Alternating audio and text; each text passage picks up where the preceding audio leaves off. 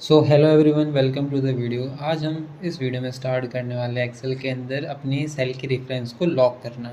अब cell reference lock क्यों किया जाता है, उससे हमें क्या फ़ायदा मिलता है, ये सारी चीज़ें हम आगे डिस्कस करने वाले हैं। तो चलते हैं, शुरू करते हैं वीडियो को। अब सबसे पहले बात करते हैं कि हम सेल को लॉक क्यों करते हैं। अब जैसे फॉर एग्जांपल हम यहाँ पर एक फॉर्मूला लगाते हैं वी लुकअप का, ठीक है। यहाँ हमने फॉर्मूला लगाया। अगर आपको वी लुकअप का फॉर्मूला देखना है तो ऊपर आई बटन में लिंक कर रही होगी, आप वहाँ जाके पूरे वी लुकअप का बेसिक वाला फॉर्मूला आप देख सकते हैं। तभी हम एक बेसिक सिंपल सा फॉर्मूला लगाने वाले हैं। वी लुकअप वैल्यू ये है, टेबल अरे अपनी इस वाली शीट के अंदर, जो कि स्टार्टिंग से हम यहाँ से सेलेक्ट करेंगे नेम से। अब इसका रीज़न अगर आपको जानना है तो आप वो वीडियो जाके देख लीजिए। ये लिए कॉलम इंडेक्स नंबर सेकेंड हमने यहाँ डाला, कॉमा 0 ब्रैकेट क्लोज एंटर, ठीक है। अगर हम इसको डाउनवर्ड ड्रैग करते हैं तो यहाँ पर ये आंसर ला के दे देगा, सबके सही आंसर आ रहे हैं। लेकिन अगर बीच में अगर हम फर्स्ट सेल के अंदर ही कुछ इंडेक्स नंबर चेंज करते हैं, जैसे इसको 3 कर दिया, तो बाकी फर्स्ट रो के जितने भी आंसर सारे में आ गया, एरर आ गया। एरर क्यों आ गया? क्योंकि यहाँ पर लुकअप वैल्यू क्या है, ये बन चुकी है। यहाँ पर लुकअप वैल्यू क्या बन चुकी है, ये एरर वाली वैल्यू बन चुकी है। इस वजह से यहाँ क्या हो रहा है कि एरर ही एरर शो हो रहा है। जबकि यहाँ अगर हमें सेमेस्ट्री फाइंड करना है तो किस बेस पे फाइंड करना है, इस नेम के बेस पर। यानी अगर हम लेफ्ट टू राइट ड्रैग करना चाह रहे हैं तो जो वैल्यू है वो इसी कॉलम के अंदर होनी चाहिए। लेकिन अगर हम नीचे ड्रैग कर रहे हैं तो यहाँ पर ये वैल्यू इस पर्टिकुलर सेल के अंदर यानी रो के अंदर होनी चाहिए। यानी यहाँ पर हमें रो को चेंज करना है लेकिन कॉलम को फिक्स रखना है। इसलिए हम यहाँ पर किसका यूज़ करेंगे, लॉकिंग का। अब लॉकिंग में हम लॉक किसको करते हैं, यहाँ आप एक बार थोड़ा सा इस पर्टिकुलर एरिया पे गौर कीजिए। यहाँ हमारे पास एक सेल है जिसका नाम है A1। अगर यहाँ A के पहले डॉलर है और 1 के पहले डॉलर, यानी दोनों के पहले डॉलर, तो ये सेल लॉक है। और सेल किससे मिलकर बनती है, रो और कॉलम से। A यहाँ पर कॉलम है, 1 यहाँ पर रो है। अगर A के पहले डॉलर लगा है तो वो कॉलम लॉक होगी, अगर 1 के पहले डॉलर नहीं लगा है इस कंडीशन में। अब यहाँ सेकेंड ऑप्शन देखें तो $1, तो $1 यानी ए हमारा जो है वो फ्री है, यानी लेफ्ट टू राइट मूव कर सकता है। लेकिन जो $1 है यानी रो चेंज नहीं हो सकती। Third option column lock. Column lock में क्या है, $A1, डॉलर किसके पहले लगाए, ए के पहले लगाए, यानी यहाँ पर क्या लॉक होगी, कॉलम लॉक होगी। और फोर्थ ऑप्शन है हमारे पास क्या, रेंज लॉक। अगर हम जैसे यहाँ से लेके यहाँ तक रेंज सेलेक्ट करते हैं, तो फॉर एग्जांपल यहाँ पर हमने रेंज ली A1 से लेके S75 तक। तो यहाँ पर हम चाहते हैं कि जब लेफ्ट टू राइट ड्रैग करें तो जो रेंज रहे हमेशा वो यही रहे, A1 से लेके S75 तक। तो ये अभी हमारे पास कुछ बेसिक्स है, लेकिन अब हम इसको अप्लाई करके देखते हैं विथ रीज़न। अब जैसे यहाँ हम वी लुकअप लगाते हैं, लुकअप वैल्यू अपनी ये है। अब हम चाहते हैं कि जब हम फॉर्मूले को यहाँ से लेके यहाँ तक ऐसे ड्रैग करें लेफ्ट टू राइट, तो लुकअप वैल्यू हमेशा यही वैल्यू ली। तो हमें इस साइड जाना है तो क्या चेंज हो रही है, कॉलम चेंज हो रही है ना। तो यहाँ हम सिर्फ कॉलम को लॉक करेंगे। अब क्योंकि यहाँ हम डाउनवर्ड ड्रैग करेंगे तो यहाँ पर अमन जैन का भी आना चाहिए, अनिकेत विश्वकर्मा का भी आना चाहिए, तो यहाँ पर रो चेंज होगी। तो यहाँ पर अभी हम किसको लॉक करते हैं, कॉलम को। और लॉक करने की शॉर्टकट की है F4। जैसे हमने F4 प्रेस किया, अभी सेल लॉक हुई, दूसरी बार प्रेस करेंगे रो लॉक हुई, तीसरी बार प्रेस करेंगे कॉलम लॉक हुई। तो ये हमने कॉलम को लॉक किया। क्यों? क्योंकि हमें लेफ्ट राइट ड्रैग करना, लुकअप वैल्यू को ए कॉलम के अंदर ही रखना है। कॉमा टेबल एरे हमारी इस वाली शीट में है, जो कि कहाँ से स्टार्ट होगी, यहाँ से, क्योंकि उसके वीडियो आपके पास पहले से है तो आप जाके देख लेना। और टेबल एरे को हम हमेशा लॉक करके रखेंगे, ठीक है। थर्ड ऑप्शन हमारे पास है column index number. Column index number हमने 2 डाला, comma 0 bracket close and then enter. अब यहाँ पर अगर हम इसको डाउनवर्ड ड्रैग करते हैं तो यहाँ लुकअप वैल्यू की रो चेंज हो रही है। पहले इसने लुकअप वैल्यू को ये लिया था, डाउन साइड आया था, फिर ये लेगा, फिर ये लेगा, फिर ये लेगा। लेकिन अगर इसी फॉर्मूले को हम कॉपी करके राइट साइड इसके पेस्ट करते हैं तो यहाँ पर हमेशा क्या आया, कॉन्टैक्ट नंबर आया। क्योंकि यहाँ पर भी लुकअप वैल्यू क्या है, टेबल अरे V1 से S75 तक है। लेकिन अभी यहाँ जाके चेक करें तो यहाँ भी वही चीज़ है, यानी हमें इसको रिलेटिव रखना है, ठीक है। क्योंकि हम चाहते हैं कि जिसका रिलेशन हो इससे बने, इस पर्टिकुलर सेल से ना बने, इसलिए हमने यहाँ पर कॉलम को लॉक किया। अब अगर आपको ये भी अभी समझ नहीं आया तो यहाँ आपको एक एग्जांपल के जरिए और बताता हूँ। जैसे हमने एक सेल के अंदर किसी सेल को रेफ़र किया, जैसे हम इस सेल को रेफ़र करते हैं, ठीक है। अभी ये सेल लॉक नहीं है तो हम इसको लेफ़्ट टू राइट ड्रैग करेंगे तो क्या होगा, उसका कॉन्टैक्ट, ये सारी चीज़ें आई, ठीक है। अब इसके बाद अगर हम इसको डाउनवर्ड ड्रैग करते हैं तो वो इस पर्टिकुलर सेल का रेफरेंस इसने लिया। अगर इसी को हम कॉपी करके यहाँ पेस्ट करते हैं तो ना जानिए क्या लगेगा।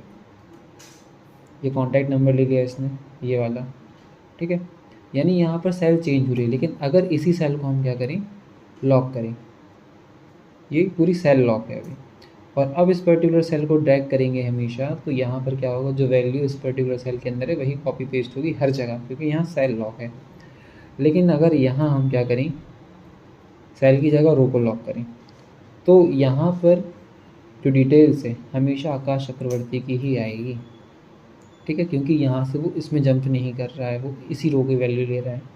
अब थर्ड ऑप्शन है हमारे पास यहाँ पर क्या, अगर हम इसमें कॉलम को लॉक करें, ये हमने कॉलम को लॉक किया, तो अब यहाँ पर क्या होगा, हमेशा आकाश चक्रवर्ती अमंजन, यानी इसी सेल के अंदर की वैल्यू आएगी। इस साइड का कॉन्टैक्ट डिटेल्स इस वाली सेल के अंदर नहीं आएगी। फॉर एग्जांपल ये लिया, आया समझ में? इसमें मेरे ख्याल से कोई डाउट नहीं होना चाहिए। एक बार हम एच लुकअप में भी चल के देखते हैं कि ये कैसे करेंगे इसमें। फॉर एग्जांपल हमारे पास ये फॉर्मूला है, ये हमारे पास एक लेआउट है एच लुकअप में डेटा फिल करने के लिए। तो एच लुकअप हमने यहाँ टाइप किया। अब यहाँ लुकअप वैल्यू इस पर्टिकुलर सेल के अंदर है। अब हम चाहते हैं कि जब हम इसको लेफ़्ट टू राइट ड्रैग करें तो ये जो आईडी है वो ये आईडी बन जाए, फिर ये आईडी बन जाए, ये आईडी बन जाए। यानी यहाँ हमें किसको चेंज कराना है, कॉलम को चेंज कराना है, जंप कराना है। तो यहाँ हम लॉक किसको करेंगे, रो को। रो को हमने लॉक किया, कॉमा टेबल एरे इस पर्टिकुलर शीट के अंदर है। फिर यहाँ पर हम चलते हैं टेबल एरे को यहीं से चूज़ करते हैं। टेबल एरे को हमेशा लॉक करेंगे, इसको आप ध्यान में रखना और इसको बिल्कुल दिमाग में सेट करके रखो कि हाँ टेबल एरे को हमें हमेशा लॉक करके रखना है। Comma row index number 2, 0 bracket close, enter, ठीक है।